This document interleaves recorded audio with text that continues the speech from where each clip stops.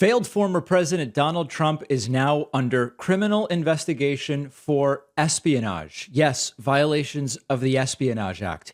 My, how quickly political fortunes can turn. 2 weeks ago, Joe Biden's presidency was very stagnant. Record low approval rating. Donald Trump seemingly coasting to a probable 2024 Republican presidential nomination, seemingly unable to be touched.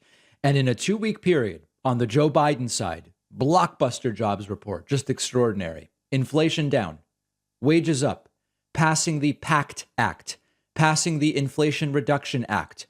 And on the other hand, Donald Trump now subject to an FBI search warrant executed at his home in Florida with multiple different criminal investigations taking place. Let's take it step by step. We will get to possible prison time a little bit later in the show. But to start with, the FBI search warrant has leaked, and it shows that Donald Trump is under investigation for potential obstruction of justice and, yes, Espionage Act violations. And we will look at the details of that. Trump criminality going radioactive. A search warrant unsealed Friday reveals that the FBI is investigating Donald Trump for potential violation of the Espionage Act, and that agents removed classified documents from the former president's Florida estate earlier this week. A receipt accompanying the search warrant shows Trump possessed documents, including a handwritten note, documents marked with TSSCI, which is one of the highest levels of government classification, and another item labeled info regarding the president of France. The executive grant of clemency for Roger Stone was in those items. The warrant shows federal law enforcement was investigating Trump for removal or destruction of records, obstruction of justice, and violating the Espionage Act, which can encompass crimes beyond spying, such as the refusal to return national security documents upon request. Conviction under the statutes can result in imprisonment or fines. Now, one of the things that has also developed over the weekend is a seemingly impossible to unwind series of claims about whether or not the documents were even at Mar-a-Lago. And it's beyond our ability to unpack it today. And quite frankly, it's not even the most interesting part of the story. But I should, in order to be thorough, mention that endlessly conflicting claims have been made. First, it was there were no documents. Then it was the FBI planted the documents. Then it was the documents were there, but they were returned by June. So then they must have been planted, or maybe not. And then it became, the documents were there, and it was completely fine and legal for the documents to be there. It's a witch hunt going after Trump for something which isn't even a crime. Then it was, I declassified the documents. They were there, but I declassified them, even though there's no evidence that they were declassified. And then Trump claimed, I had a standing order that anything I take home gets declassified, which is not how declassification works. It is an endless mishmash, a gish gallop, a throwing ketchup, for lack of a better term, at the wall to see what will stick. And where we are at the end is with the unsealed warrant, now the knowledge that part of this investigation is into Trump for possible violations of the Espionage Act. Not literal spying, but a number of crimes that fall under the general umbrella, espionage. Well, so if you are for law and order and there is an investigation going on into an individual for the violation of particular laws, what do you say? Well, if you're Rand Paul, you say cancel the Espionage Act. It's unbelievable. Let's talk about that next. There's this movement on the right that claims to be for law and order. They say investigate, let law enforcement do its thing. Back the blue. Law enforcement is good. Allow them. Don't obstruct them. Don't tamper with witnesses. Rand Paul, the Republican senator from Kentucky, upon learning that Donald Trump is under investigation for possible violations of the Espionage Act, says, we got to get rid of that Espionage Act. That's the problem is the law. Rand Paul calls for repeal of Espionage Act amid DOJ investigation into Trump taking classified documents to Mar-a-Lago. Look at this tweet from Rand Paul. Quote, "The Espionage Act was abused from the beginning to jail dissenters of World War I. It is long past time to repeal this egregious affront to the First Amendment. Repeal the Espionage Act, the Future of Freedom Foundation. If this has been a problem, Rand, since World War I, you've had a long time, like 100 years, during which you could have lobbied for its repeal. And it just so happens that he only comes out and talks about it publicly days after we learn, hours, in fact, after we learn that one of the possible crimes that Trump committed is a violation of that very Espionage Act. Rand Paul could have been, I don't know how old he is. He's got to be about 50 something. Rand Paul could have been talking about the Espionage Act for a very long time. During his time as senator, when did he become elected? When was Rand Paul elected senator? 2010? No, 2016? Anyway, I'm not sure. Sometime in the 2010s. Rand Paul, for over a decade, could have been saying, we must get rid of this Espionage Act. But it's within hours of the leaked document indicating Trump is being suspected of violating the Espionage Act that he comes out against it. Now, it's not always the case that Rand Paul was so soft on crime. Republicans claim that they are very tough on crime, and they say we have laws and we must abide by the laws. That's what it is. And sometimes we on the left say, well, some laws are unjust.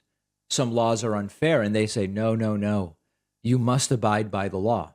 He wasn't always soft on crime. Here's Rand Paul in 2017 with a very different perspective when it comes to intelligence and documents and leaks. Listen to this. Susan Rice unmasks anybody, we should have a record of it. But it goes beyond even the top echelon. We had an NSA security analyst, a low-level analyst, recently caught revealing documents.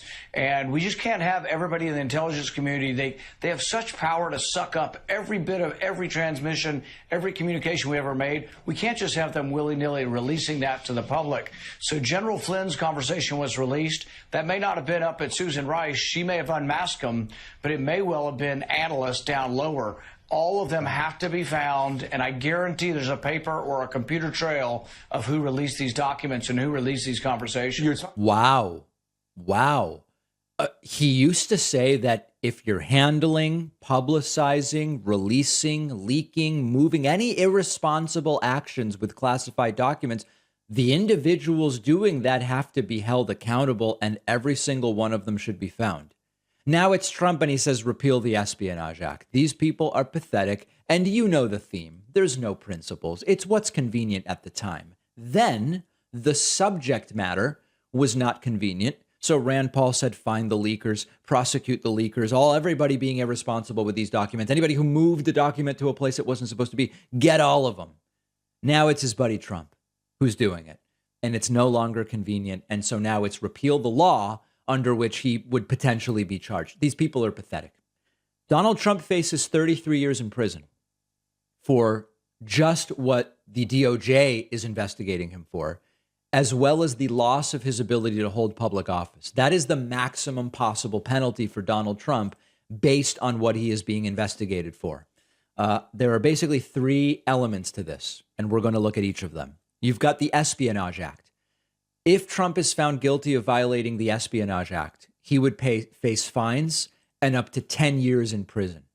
Now, the search warrant from Friday cites 18 U.S. Code 793. That's a part of the Espionage Act, which refers to the, quote, gathering, transmitting, or losing defense information. Some of the documents reportedly relate to nuclear weapons. So if charged for that violation, Trump could be looking at fines and up to 10 years in prison. Part two of this investigation in connection with the FBI search warrant served at Mar-a-Lago is concealment of documents. There, we are looking at possible fines and up to 3 years in prison. The warrant points to 18 U.S. Code 2071. That's on the, quote, concealment, removal, or mutilation generally.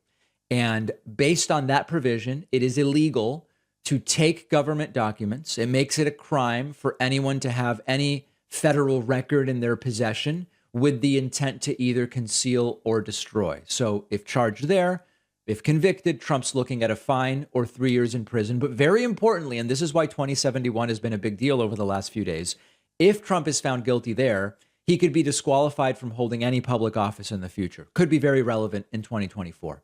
And then the third element here is obstruction of justice. Possible fines and up to 20 years in prison. Admittedly, most people don't get 20 years for obstruction of justice, but that would be 18 U.S. Code 1519. That deals with the, quote, destruction, alteration, or falsification of records in federal investigations and bankruptcy. You are also forbidden from destroying federal records. And this is the highest potential sentence, the 20-year sentence. And fines are relatively modest. Now, we are many steps from anybody talking about prison time. But this is, if the question is being asked, what is the most that we could be looking at for what the DOJ is investigating? Remember, there's the Georgia investigation. There's all these other things. Forget about that. Just for what DOJ is investigating, if Trump was found guilty in all three of these areas, if he got the stiffest sentence, and if the sentences ran consecutively rather than concurrently, you could be looking at 33 years, fines, and loss of ability, disqualification from holding public office. Is it likely that we would ever get to that? The answer is no. But the next step would be indictment. Then you would have trial/plea. If you get guilty verdicts, then you have sentencing, appeals. Okay, so this is a very, very long road. But at the end of this path, the absolute maximum would be that. The 33 years, fines, can't run for public office. If you believe Trump will ever see anything like that, or even a day behind prison bars, let me know. I still don't see it. Want to let everybody know, Wednesday, August 31st, we will be doing our members-only town hall. This is a member benefit that we used to do more regularly. We got away from it. We've done a bunch of regular town halls. Wednesday, August 31st at 6 p.m. Eastern, 3 p.m. Pacific, we will be doing a members-only town hall, opening the phone lines to our website members. If you'd like to participate, among all the other great member benefits that there are, you can sign up at joinpacman.com. More on that later and in the weeks upcoming. Don't forget that the best way to support the David Pakman Show is by becoming a member, which gives you access to the daily bonus show, the regular show with no commercials. You also get access to our entire archive of every episode dating back a really long time, and plenty of other awesome membership perks. Go to joinpacman.com and use the coupon code BETTER21 for a huge discount. Joinpacman.com. Let's continue our coverage of this absolutely incredible situation in which we find ourselves here, where a former president is under criminal investigation for a whole bunch of different potential crimes. One of the latest, very bizarre, it's not even really a side story, but details in what's going on, is that Donald Trump bizarrely sent a message to Attorney General Merrick Garland through intermediaries over the last few days. And it's genuinely unclear at this point in time whether Donald Trump is in some way trying to tamper with or obstruct the investigation, or whether Trump is alluding to the possibility of taking some kind of a plea deal. At this point, I am not sure what the point of this is, but I will tell you what is known, and we can sort of go from there. This was a paragraph almost at the bottom of a New York Times article. The New York Times article is called "Trump Lawyer Told Justice Department That Classified Material Had Been Returned." Now, the top line of this about the returned material is important, and it is relevant, and it also appears to be untrue, and raises one set of questions. And that set of questions is, it seems as though Trump's lawyers really did say early in June that all of the materials in question had been returned. Obviously, the FBI didn't believe that, because ultimately they executed a search warrant. And it does appear as though the FBI was correct in their suspicions that not everything had been returned. There's a question as to whether, did Trump's lawyers knowingly lie at that point? Were Trump's lawyers lied to about the documents? We don't know. But that's not what I want to focus in on today. If you look at this article, and you start scrolling all the way down to almost the very bottom, there's two paragraphs that are very interesting, and they read as follows. Shortly before Mr. Garland made the announcement recently about, Merrick Garland made a small statement about this search warrant, a person close to Mr. Trump reached out to a Justice Department official to pass along a message from the former president to the Attorney General. Mr. Trump wanted Mr. Garland to know that he had been checking in with people around the country and found them to be enraged by the search. The message Trump wanted conveyed, according to a person familiar with the exchange, was, "The country is on fire. What can I do to reduce the heat? What can I do to reduce the heat?" Now, this could be interpreted a couple of different ways. There is more than a couple, in fact. There is, of course, the kind of mob boss interpretation. This would not be new for Trump. Nice business you got here. Would really be a shame if something happened to it, right? The idea that a lot of people are angry here, Merrick Garland. A lot of people are angry. What can we do together so that those people will be less angry? And so one interpretation is these angry people, unless you do something to help me, might go after you. They might go after your family. They might go after FBI agents. And all of those individuals are receiving death threats, all sorts of security threats. We're going to talk about that in a moment, because this is a group. Trump is a guy with a constituency. Constituency sounds almost more than it is, which is like a depraved cult following, with a constituency that is willing to do violence. We know that from January 6th. So that could be one interpretation. This is like a mob boss message to Merrick Garland. The second one is, is it possible I could get some kind of a plea deal? Could we do something to make this go away? Now, again, it's sort of more subtle and nuanced than I think Trump is known for, but it was through someone close to Trump, maybe someone with slightly better, capable of more nuance than Donald Trump. And so that would be, what can we do to calm everything down? Maybe you charge me with something minor and symbolic, and I plead guilty, and we go from there. It's not very much like Trump, because Trump doesn't apologize, and pleading guilty is sort of like the legal version of an apology. It doesn't mean you actually are remorseful, but in a sense, you're admitting you did something wrong, at least to some degree. But of course, Trump would never actually do that. He would say, I agreed to do this. I agreed to plead guilty to this, because otherwise the witch hunt would go on forever. It wouldn't allow me to run, all these different things. So that's another possibility. The third possibility is this is like a general tampering message of some kind, that Donald Trump is just trying to interfere with, in some way contact the individual at the top of the organization that is involved in the investigation. It's not really clear. Now, of course, Trump could just take responsibility for what he did and say, I did the wrong thing here. It was unknowingly, I did the wrong thing, and that's it.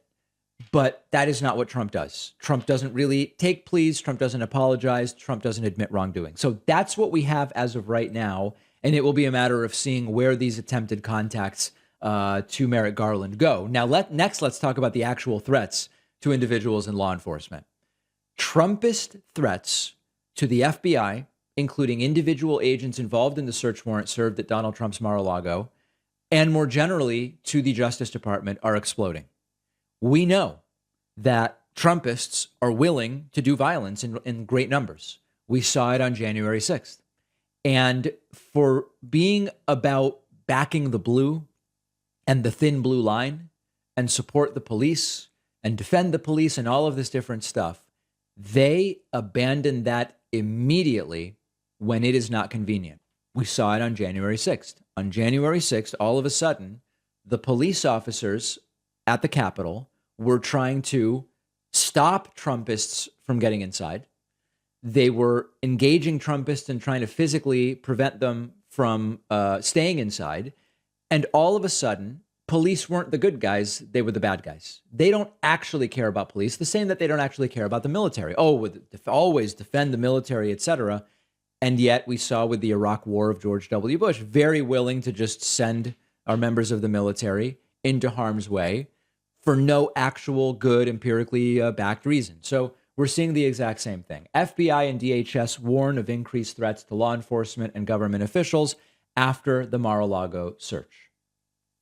The threats, which are occurring primarily online and across multiple platforms, including social media, web forums, video sharing, and image boards, were identified by the FBI and Department of Homeland Security in the days following the FBI's authorized seizure of 11 sets of classified documents from the former president's home, including 4 sets classified top secret, according to the search warrant.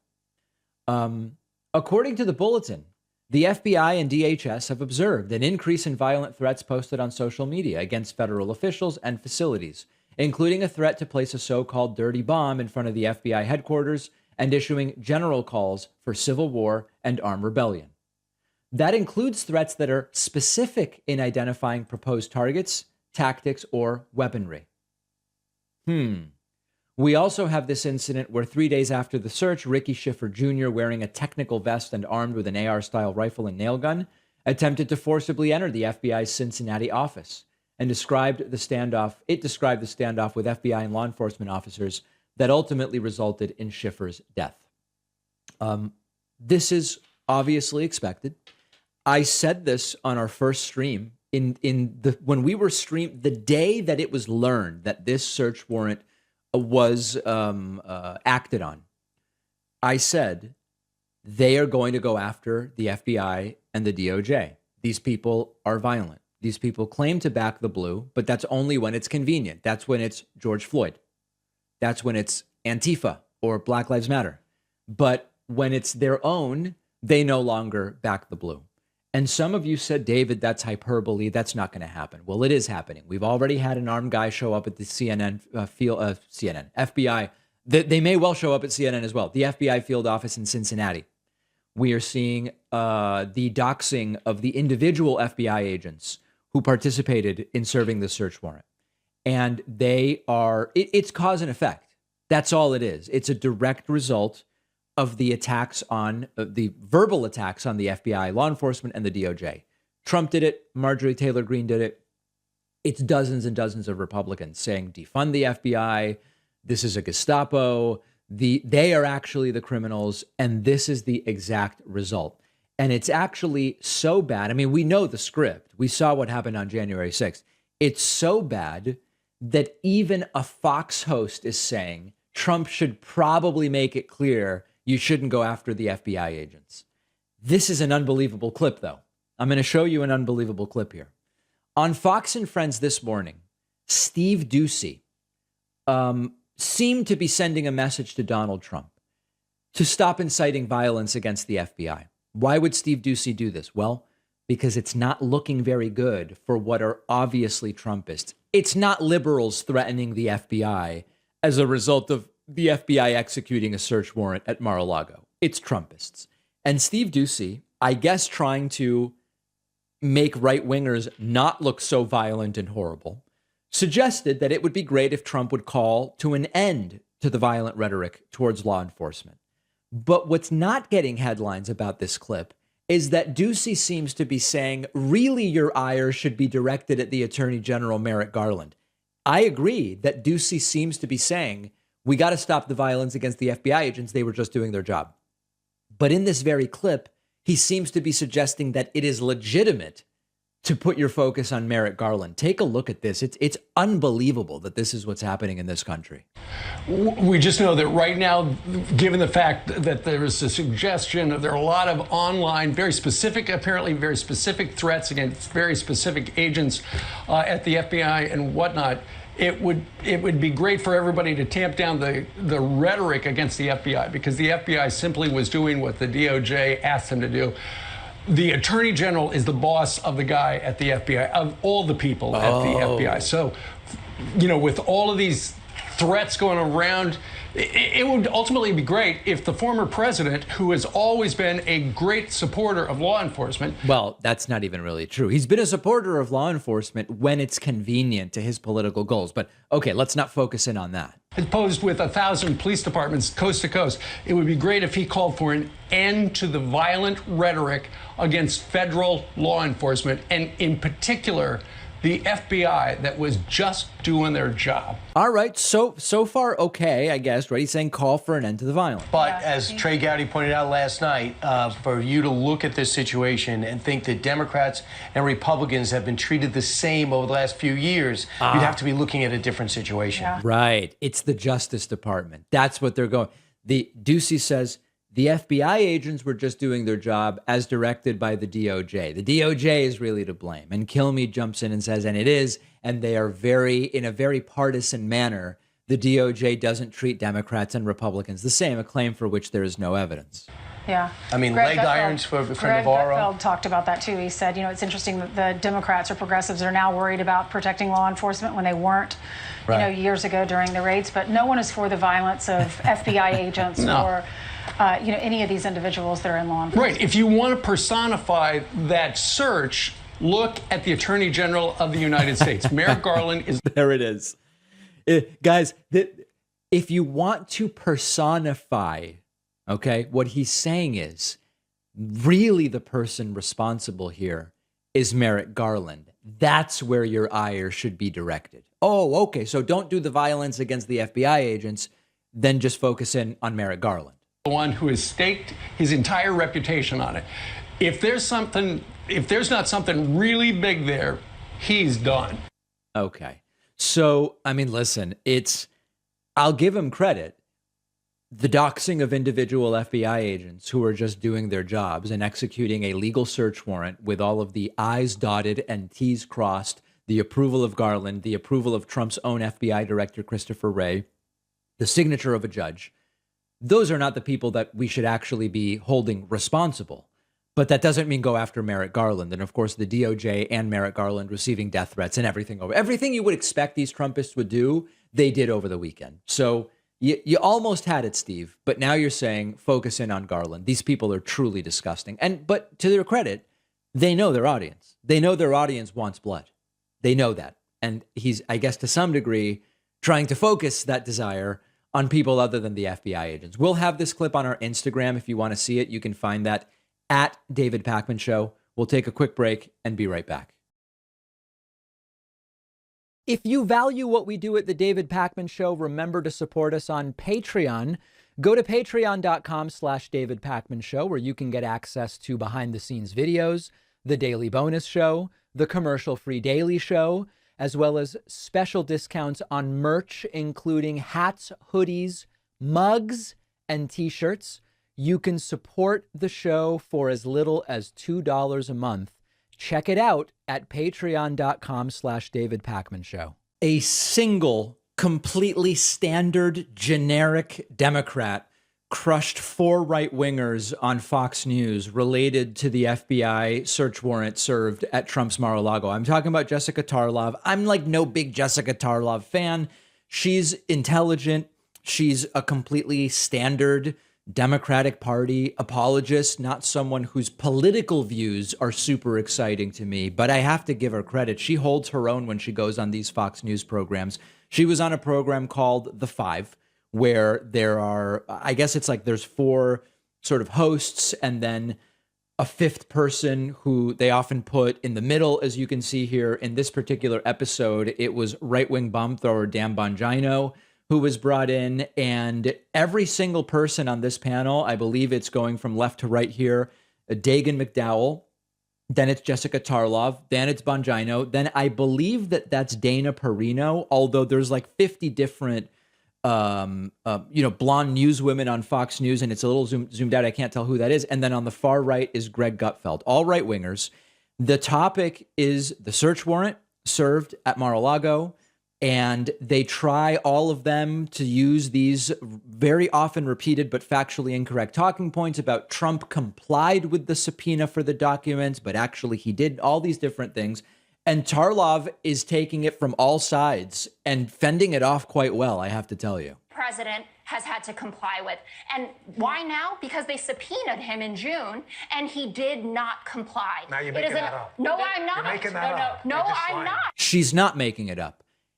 The Trump lawyers claimed that Trump complied with the subpoena, but the FBI knew better, and they knew they hadn't gotten the documents back. It's sort of like if you say, I am bankrupt, that doesn't mean you were bankrupt. You can claim to be bankrupt. I'll go even further. The Alex Jones example. You can file for bankruptcy. That doesn't actually mean that you were bankrupt. It just means you have made a legal assertion that you are bankrupt. Trump's lawyers said we gave you everything. They didn't. Okay, so that there's one aspect, and then it just continues. Yeah, you are. He actually met with them on June 3rd, according to multiple sources. Yes, and then Meeting with someone, understand the subterfuge and the distortion. Meeting with FBI agents doesn't mean you complied with the demand to return all the documents. These are two different things. And Jessica Tarlov realizes that. Actually met with them on June 3rd, according to multiple sources. yes, and then after that, Jay Bratt, who was the agent involved in this, who does oversee. It was 6 weeks since the end of June, and that was Okay, so then they interrupt her. Now Dagan McDowell comes in with look at how slowly they moved. It took so long for them to act. It was 6 weeks since the end of June, and that was the last Did he communication. comply with the last subpoena, Dagan? If it was so urgent, That's not what I asked you. Was there a subpoena ignored by the Trump team? Okay. Dagan McDowell is now using another talking point. This is a very common talking point they're using, which is if this was so urgent, if it was so urgent and of national security consequences that Trump had these documents, in his toilet or in his bathroom, wherever he had them at Mar-a-Lago, if it was so urgent, why did they slow play it so much? Why did they allow 6 weeks to go by between the June 3rd meeting and serving the search warrant? This is one where they want to have it both ways. Imagine that the FBI did something totally different. Imagine that the FBI didn't give Trump the 6 weeks. They just went in and went looking for the documents. These very same right-wingers would be saying, this is not a way to treat a former president. They should have done it through lawyers. They should have given him the opportunity to return the documents. It's too aggressive to go in so quickly. So do not fall for that talking point. They're saying the FBI moved so slowly, it couldn't possibly have been of security consequences. If the FBI moved quickly, they would have said that's an inappropriate way to handle an investigation into a former president. And again, Jessica Tarlov just doing everything she can to refute this nonsense. A subpoena ignored by the Trump team. They had conversations after the subpoena. Was multiple it conversations complied with? They handed over surveillance tapes. Jessica, you don't know whether they complied or not. Yes. Okay. So again, the question is, did they comply with it? Just because you had conversations after the date doesn't mean you did what the subpoena instructed you to do. And then just one other really funny moment. Bongino couldn't help but bring up Hillary Clinton. And I really like how Jessica Tarlov here looks at her watch and says, wow, you made it 9 minutes before mentioning Hillary. It's on the Democrat side. Hillary Clinton literally paid a foreign spy to produce a hoax about this. And you're citing the Democrat Party as a paragon. Don't make me laugh. They can't help themselves. This can't just be about the facts. It has to be about Hunter Biden's laptop or when Hillary Clinton OxyCleaned emails or whatever the case. It can't just be about the facts. And really nice job there done by Jessica Tarlov. Let's look at another outrageous event where Kari Lake claimed that Donald Trump and Ron DeSantis have large penises. This is the place where we are now in American right-wing politics. These people are, listen, I have no issue with comedians working blue. I have no prudish tendencies when it comes to any of this sort of stuff. It's just that it's pathetic that this is what your movement is reduced to. Trump now getting applause when he swears. He'll drop an S-bomb or an F-bomb during some of his speeches, and the crowd, which is otherwise almost comatose from Trump's boring stories, will get riled up when Trump swears. And similarly, this is Kari Lake. She's the Republican nominee for the Arizona gubernatorial race. She won her primary a week or two ago. She shows up and, first of all, interestingly, not taking sides between Trump and DeSantis, which is a growing element of civil war within the Republican Party. And she says she can just tell from their energy, Trump's got a large penis and DeSantis has one too. I can't believe this is what's happening. He is gutsy. The guy has bigger... Okay. Wait, let me think about how I want to word this. My staff always says, whatever you do, do not say balls. Remember, Kari Lake is a pro-family Christian God-fearing candidate. This is who the evangelicals like. So I'm not going to say it. That guy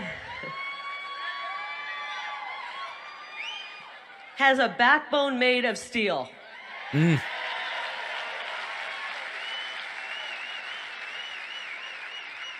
I'll tell you what he's got. I don't know if you heard of this, but he's got BDE. Anybody know what that means? Ask your kids about it later. I call it big DeSantis energy. Right? He's got the same kind of BDE that President Trump has.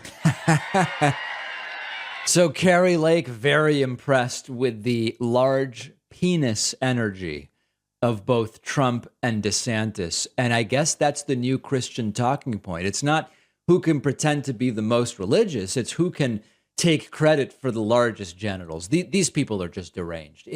They are a parody of themselves. This was, by the way, all over the weekend at a Turning Point USA event in Phoenix, Arizona. And it was just riddled with lies all the way down. I could play anything I played would be filled with lies. But one other aspect, speaking of Ron DeSantis showed up, and during his speech, he, of course, condemned the search warrant being executed at Donald Trump's Mar-a-Lago. But he wrongly claimed that the FBI has gone after parents at school board meetings. Now, that hasn't happened. I'll tell you where he's getting this, but listen to this lie from Ron DeSantis. I remember the FBI at Merrick Garland's direction being sicked on parents going to school board meetings. Meanwhile, when you have a law that protects Supreme Court justices, is the FBI out there protecting our conservative justices? No. When you have violations of law where people are targeting pregnancy crisis centers, are they doing their job and enforcing the law there? No. They're enforcing the law based on who they like and who they don't like. That is not a republic. Well, it may be. It's a banana republic when that happens. Okay. So what on earth is DeSantis talking about? He says Merrick Garland sicked the FBI on parents at school board meetings. And my challenge to you is to name a single parent that the FBI arrested and or charged with anything for going to a school board meeting. That's not what happened.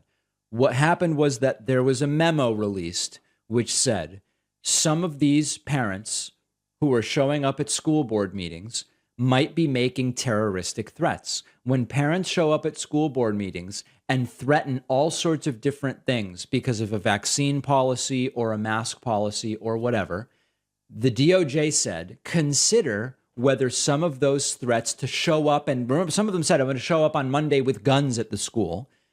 The DOJ correctly said, evaluate whether that counts as a terroristic threat. And it makes absolutely perfect sense. What Ron DeSantis says happened didn't happen. The FBI was not sicked on any individual parents, and none of them were actually arrested or charged. So lies all the way down. Of course, it is a Turning Point USA event. And the truth is, this is not going to stop. This stuff is going to continue. And we just have to have a bigger fire hose of truth to overwhelm their fire hose of lies. That's really the only thing I can think of that would help us actually deal with this. We're going to take a quick break. We'll have these clips on our Facebook. You can find us on Facebook at facebook.com/David Pakman Show. After the break, we will hear from some Republicans, their views, just random average Republicans, their views on what's going on. And we will also see an incredible exchange on Newsmax between the former National Security Advisor, John Bolton, and Newsmax host Eric Bolling on the subject of foreign policy. Stay tuned. This is absolutely incredible video.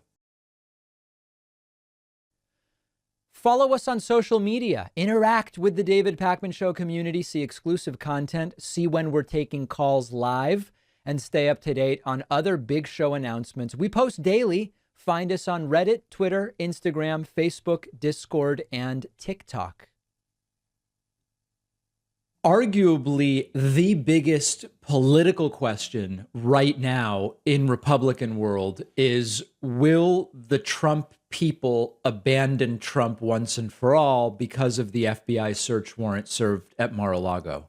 There's the Trump legality question, of course, which is he going to get charged? Is he going to jail? Whatever. Will he be eligible to run in 2024?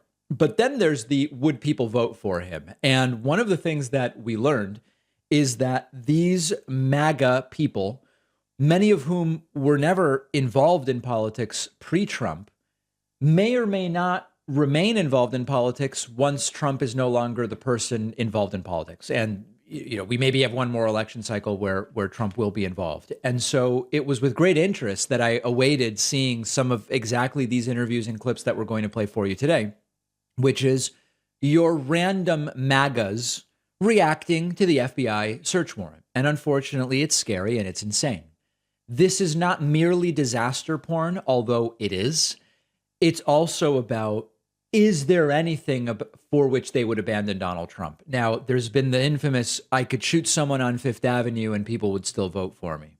And that may be the case. And compared to that, this seems relatively benign in some sense. So let's go right into some of these clips. Here's one guy saying, this is another bunch of rigor morse. Rigor morse. All about jealousy, let's be honest. Robert Tassi shared the same sentiment. Have you seen the documents to prove it on reasonable doubt that that's a true statement or is another political bunch of rigor morse to make him look even worse? Now, all aside from the fact that rigor morse is not a word, maybe he meant rigmarole, maybe he went some kind of rigor mortis Morse code, the sort of Morse code of a dying political dynasty. I don't know. I'm just kidding.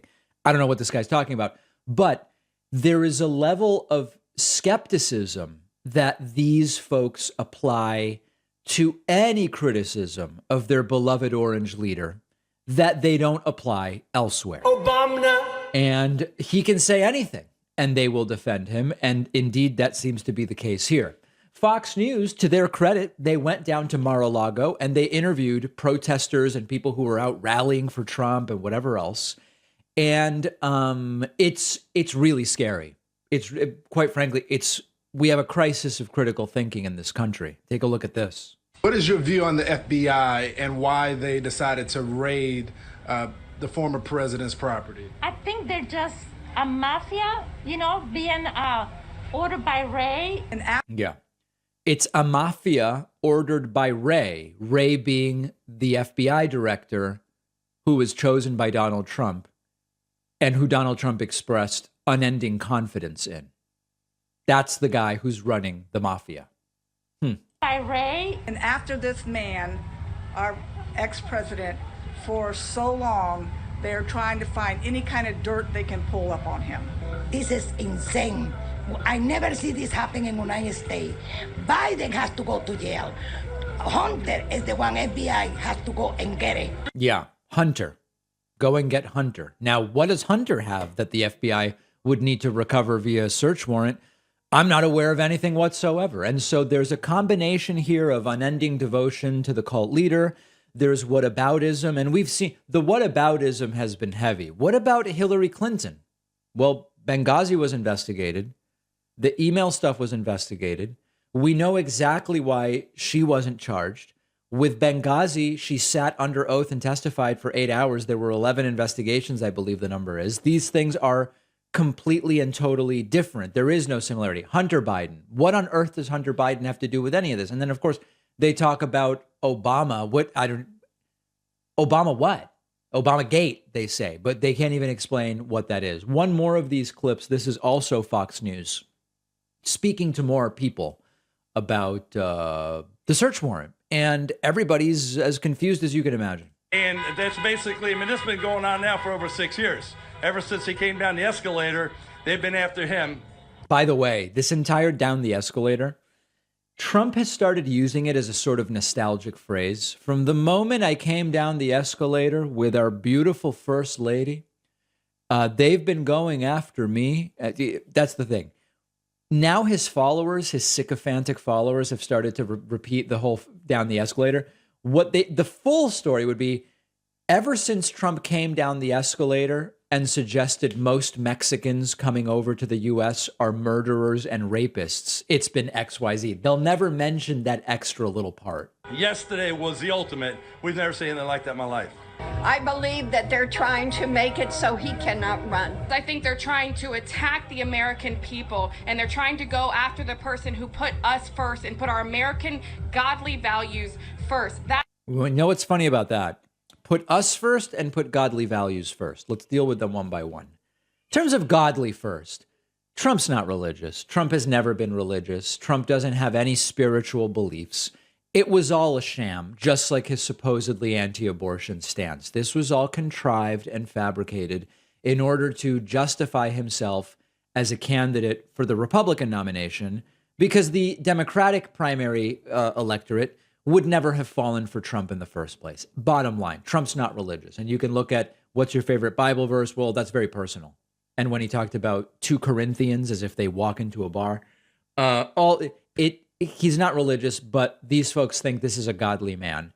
But more importantly, he put us first. And there's almost a twinge of sadness with that. And the reason I say sadness is these people are so duped.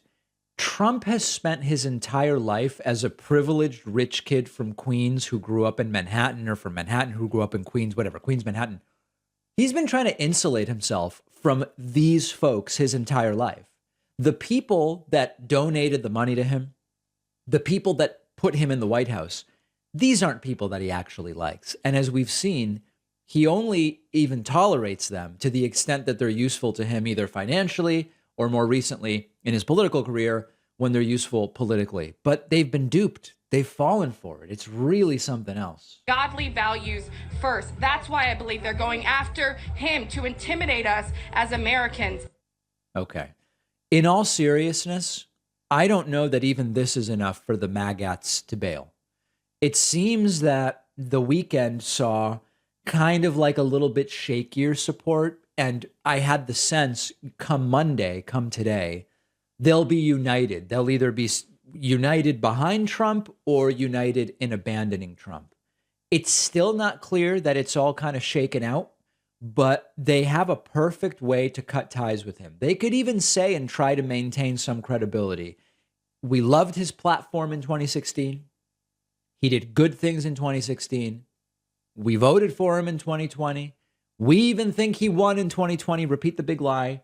But at this point, he has become politically toxic, and the Republican Party needs to go in a different direction. They don't even really have to criticize him. They have an off-ramp.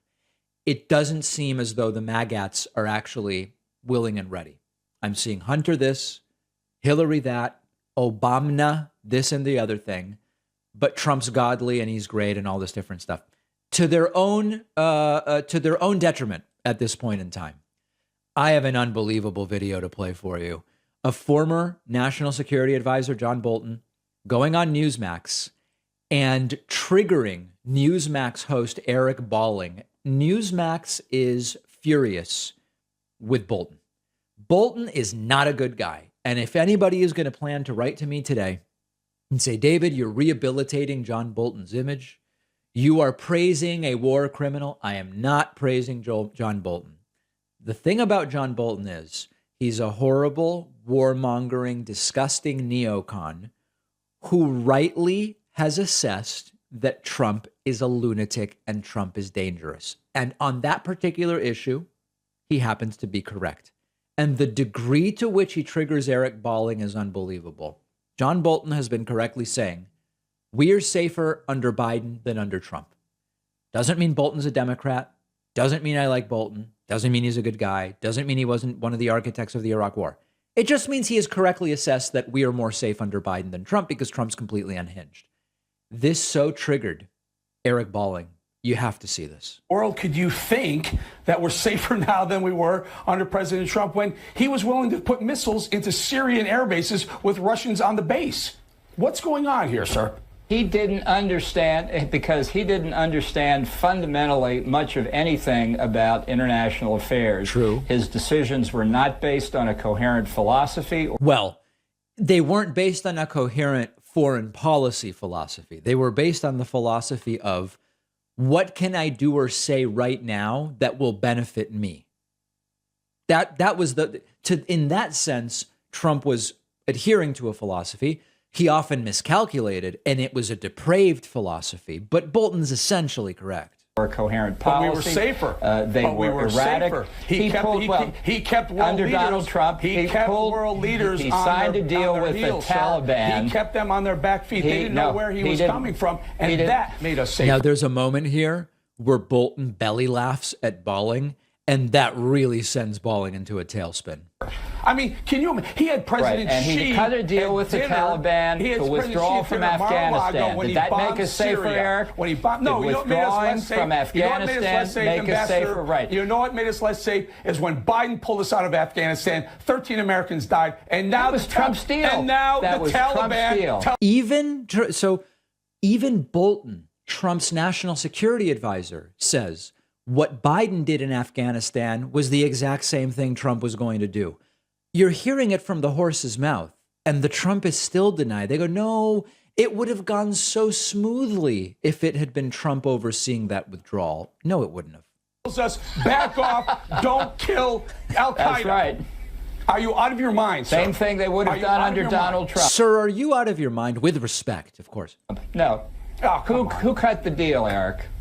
Who cut the deal? Who delivered the deal? Donald Biden Trump cut the deal, didn't he? No, Trump wanted what would Trump have done? He what would to Trump have done had he been reelected? Remember? Sir, let's be no, honest he did with the not. people. He absolutely did not. He did. Eric, you don't know what you're talking about. He No, wanted that's everybody true. out. He cut a deal to do exactly that. Who disagrees with you, we don't know what we're talking about. Trump said leave 2,500 there until we have a smooth transition He did of power. not. Look, he said that after he cut the deal. The deal cut us down to zero. That's what Trump wanted. He wanted everybody out. The record on that is completely clear. Over time, Biden pulled them out. Well, with Americans still there. No, read the deal, Eric. Have you ever read the deal? Oh, stop it. Yeah, stop I know you got to go before you're embarrassed even further. Okay, so listen, I really don't like John Bolton, but that was very good. It really takes some skill to make Bolton seem like the rational one in the room or the rational one in the conversation. And again, don't write to me that I'm praising Bolton. Bolton is a warmongering neoconservative hack, but he specifically pressed some important points. Number one, what Biden did was the deal Trump made. And number two, it wouldn't have gone any differently if it had been Trump doing the pullout. And yes, of course, we are generally speaking safer under Joe Biden, merely because Joe Biden is a steadier hand. And the best part is Bolton just laughing at him and saying, you don't know what you're talking about, sending Bolling off completely off the rails. At least there are people willing to say this who are from the former MAGA camp. And, you know, when it comes to Bolton, did he know that Trump was a lunatic all along, but he was so hungry for the power of being national security advisor that he looked the other way? Did he believe Trump was rational, but then had an awakening? I don't even care. I think all of these people are terrible people. Whatever brought them to this point, it doesn't even really matter. But anything that can pierce the echo chamber of a platform as weaponized as Newsmax, I think we generally speaking need to welcome.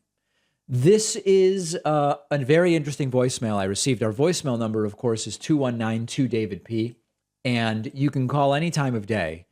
Here's a very specific question about a story I have not covered, and I don't know that I will. Take a listen. David, it's Tommy.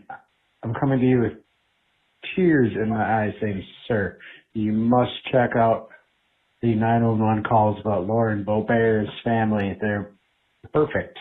Absolutely perfect. So, listen, there is this story going on where some 911 calls, I believe it's from radical, repugnant, reactionary Republican Congresswoman Lauren Boebert from her home, where her neighbor called 911 because I guess Boebert's husband was going completely crazy and like driving around and running over people's mailboxes and just generally acting in a completely bizarre way. There are 911 calls that are out there. You know, I don't have a problem covering the personal lives of elected officials when it is relevant to policy. Like, for example, when there is a hypocrisy between their private lives and what they espouse. For example, like on gay marriage, we've talked about this, or when there are double standards of different kinds, when we are talking about criminality in their personal lives or corruption, I have absolutely no problem. The fact that Boebert's personal life is a mess, and not only did her husband previously expose himself to people in a bar, all this, and now he's running over mailboxes. The guy seems to really have some issues. Their relationship seems to be messed. It just doesn't really seem super relevant to the types of things I generally cover on the show. So I've opted not to cover the 911 call story. I listened to some of the call over the weekend. I don't know. I'm curious to hear from people in the audience. Is there a relevance to the story? I mean, yes, her personal life is out of control. Yes, I wouldn't trust her to watch my cat, and I don't even have a cat, nor do I even like cats. I quite frankly, I don't think much of cats. I still, if I had one or was in charge of one, wouldn't allow her to watch the cat. All of that is true. I think the woman's a moron, quite frankly. I just don't know that the 911 calls are really relevant to anything that we talk about on this show. But let me know your thoughts. We have a fantastic bonus show today. The situation with Salman Rushdie being attacked is truly, truly a disgusting and disturbing story. And I've been a fan of Salman Rushdie's for a long time, and we're going to talk about it. We're also going to talk about how when clinics that offer abortions close, it's also a problem for what's called gender-affirming care. And I'll talk to you about the connection and the sort of vicious cycle that exists. And lastly, Ron DeSantis has an idea. It's a terrible idea. His idea is, well, the teaching requirements are too rigid in Florida. To become a real teacher, it's too strict. So let's figure out a way to allow veterans with absolutely no teaching experience or training or degrees to allow them to teach school. And it's a very, very bad idea, which is expected when you're talking about Ron DeSantis. All of those stories and more on today's bonus show. Pac-Man's a loser. Alex Jones doesn't like it, I know. And we will be doing a members-only town hall on Wednesday, August 31st, which I hope you will participate in. And you can get access to all of these things, the bonus show, the members-only town hall, etc., by signing up at joinpacman.com. We will see you on the bonus show or otherwise back here tomorrow.